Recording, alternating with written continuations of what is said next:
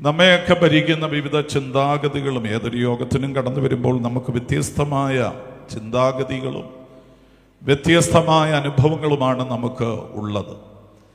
എന്നാൽ ഈ പഴയ നിയമ ആലയത്തിലേക്ക് കടന്നു ചെല്ലുന്ന ഒരു മനുഷ്യനെ സംബന്ധിച്ചിടത്തോളം, അവിടേക്ക് വരുന്ന ജനത്തെ സംബന്ധിച്ചിടത്തോളം അവരെ ഭരിക്കുന്ന 3 ചിന്താഗതികളാണുള്ളത്. കാരണം അവിടെ 3 പ്ലേസാണുള്ളത്. ഇതുപോലെയല്ല, മറിച്ച് പഴയ നിയമ ആലയത്തിന് 3 പ്ലേസ് ഉണ്ടാവും. ഒന്നാമത് ചെല്ലുന്ന സ്ഥലത്തിന് പ്രാകാരം. ആ പ്രാകാരത്തിൽ എല്ലാവരുമല്ല, യഹൂദൻ എന്ന് പറയുന്ന ഒരു ജാതിയിൽപ്പെട്ട എല്ലാവർക്കും ഇവിടെ നിൽപ്പാനായിട്ട് കഴിയും. എന്നാൽ അത് കഴിഞ്ഞ് അല്പവും കൂടെ അകത്തേക്ക് പ്രവേശിക്കുന്ന ഒരു പ്രദേശമുണ്ട്. അതിന് വിശുദ്ധ സ്ഥലം എന്ന് പറയും. അതെല്ലാ യഹൂദന്മാർക്കും പ്രവേശിപ്പാൻ കഴിയില്ല. പുരോഹിതനായി തിരഞ്ഞെടുക്കപ്പെട്ട ലേവി ഗോത്രത്തിലെ പുരോഹിതന്മാർക്ക് മാത്രമേ അവിടേക്ക് പ്രവേശിപ്പാൻ കഴിയുകയുള്ളൂ.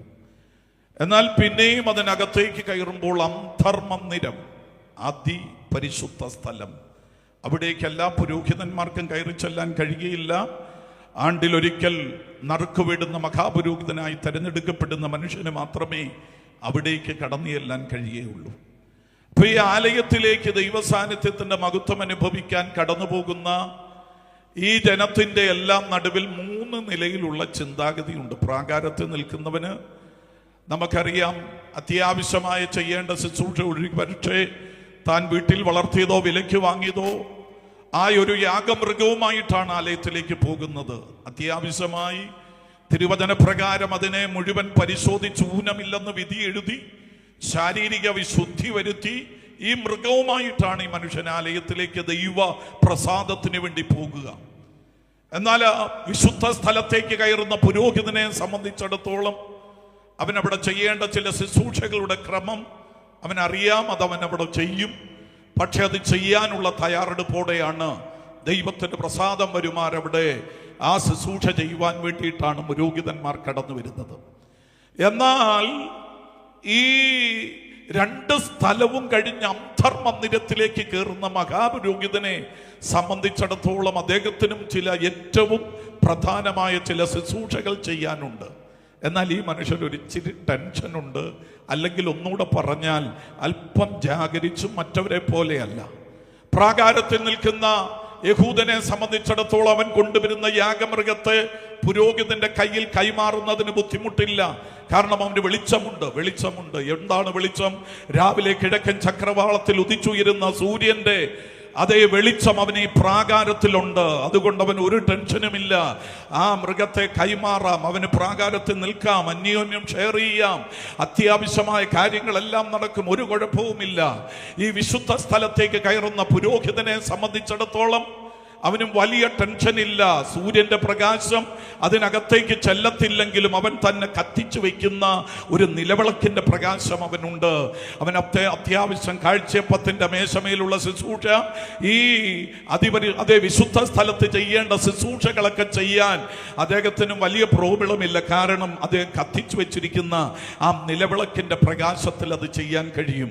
പ്രാകാരത്തിൽ നിൽക്കുന്ന വ്യക്തിയെ സംബന്ധിച്ചിടത്തോളം സൂര്യന്റെ പ്രകാശമുണ്ട്. അതേ വിശുദ്ധ സ്ഥലത്ത് നിൽക്കുന്ന പുരോഹിതനെ സംബന്ധിച്ചിടത്തോളം അവൻ കത്തിക്കുന്ന വിളക്കിന്റെ പ്രകാശമുണ്ട്. എന്നാൽ ഒരു മനുഷ്യനുണ്ട്, അവനാണ് മഹാപുരോഹിതൻ. അവൻ പ്രാകാരത്തിലുമല്ല, വിശുദ്ധ സ്ഥലത്തുമല്ല, അവൻ അന്തർമന്ദിരത്തിലേക്ക് ദൈവത്തിന്റെ ഷൈക്കേന ഇറങ്ങി വരുന്ന, ദൈവ സാന്നിധ്യത്തിന്റെ മഹത്വം ഇറങ്ങി വരുന്ന ആ സ്ഥലത്തേക്ക് കയറി ചെല്ലുന്ന ഒരു മനുഷ്യനാണ്.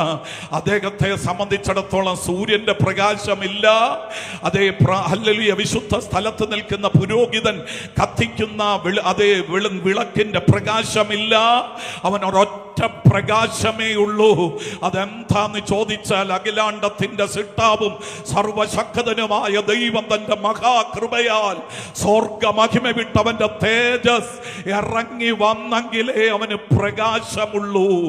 ഒരടി മുന്നോട്ട് വെക്കണമെങ്കിൽ, ഒരു സ്റ്റെപ്പ് വെക്കണമെങ്കിൽ, ഒരു ശുശ്രൂഷ ചെയ്യണമെങ്കിൽ, അടുത്ത നിലവാരം വെളിപ്പെടണമെങ്കിൽ അവൻ ഒറ്റ കാര്യമേ ഉള്ളൂ, തേജസ് ഇറങ്ങിയേ പറ്റൂ, കൃപ വെളിപ്പെട്ടേ പറ്റത്തുള്ളൂ. പ്രാകാരത്തിൽ നിൽക്കുന്ന യഹൂദനെ സംബന്ധിച്ചിടത്തോളം കൃപ വെളിപ്പെട്ടാലും കുഴപ്പമില്ല, തേജസ് ഇറങ്ങിയാലും കുഴപ്പമില്ല, തേജസ് ഇറങ്ങിയില്ലേലും കുഴപ്പമില്ല, തന്റെ കാര്യം നടക്കും. വിശുദ്ധ സ്ഥലത്ത് നിൽക്കുന്ന പുരോഹിതനും തേജസ് ഇറങ്ങിയാലും ഇറങ്ങിയില്ലേലും കുഴപ്പമില്ല, തങ്ങളുടെ കാര്യം നടക്കും. എന്നാൽ ഒരു മനുഷ്യന് തേജസ് ഇറങ്ങിയാൽ എന്നാ, ഇറങ്ങിയില്ലേൽ എന്നാന്നല്ല, അവന്റെ ഹൃദയം ഇടിച്ച് തകർന്ന് ഉള്ളിലേക്ക് ഉയരുക. എന്താണെന്നറിയാമോ?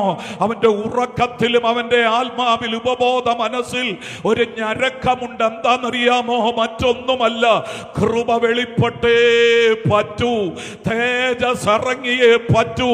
ഈ കാലങ്ങളിലും ഇങ്ങനെ ചിന്തിക്കുന്നവരുണ്ട്. തേജസ് ഇറങ്ങിയാലും ഇറങ്ങിയില്ലേലും കാര്യങ്ങൾ നടക്കുന്നവരുണ്ട്. പക്ഷെ ഇന്നു രാത്രി കുടുംബ ജീവിതം നയിക്കാൻ, ഈ സമൂഹത്തിൽ ജീവിക്കാൻ, അതേ ജയകരമായ ജീവിതം ചെയ്യാൻ നിന്റെ കൃപയില്ലാതെ നടക്കത്തില്ല കർത്താവേ എന്നാഗ്രഹിക്കുന്ന ചിലതെങ്കിലും ഇതിനകത്തുണ്ടെന്ന് ഞാൻ വിശ്വസിക്കുക. അങ്ങനെ ചിന്തിക്കുന്നവരുണ്ടെങ്കിൽ നിങ്ങളെ നോക്കി ആത്മനിയോഗത്തോടെ പറയുന്നു, ഇറങ്ങിയാൽ എന്നാ, ഇറങ്ങിയില്ലേ എന്നാ നല്ല.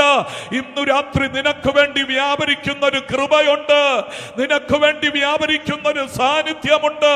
നിന്റെ അടുത്തിരിക്കുന്ന ആൾക്ക് ആവശ്യമില്ലെങ്കിലും നിനക്ക് വേണ്ടി വ്യാപരിക്കുന്ന ഒരു ദൈവകൃപ ഇന്ന് രാത്രിയിലും, ഈ പ്രഥമ രാത്രിയിൽ തന്നെ ഇതിനകത്ത് വ്യാപരിക്കാം.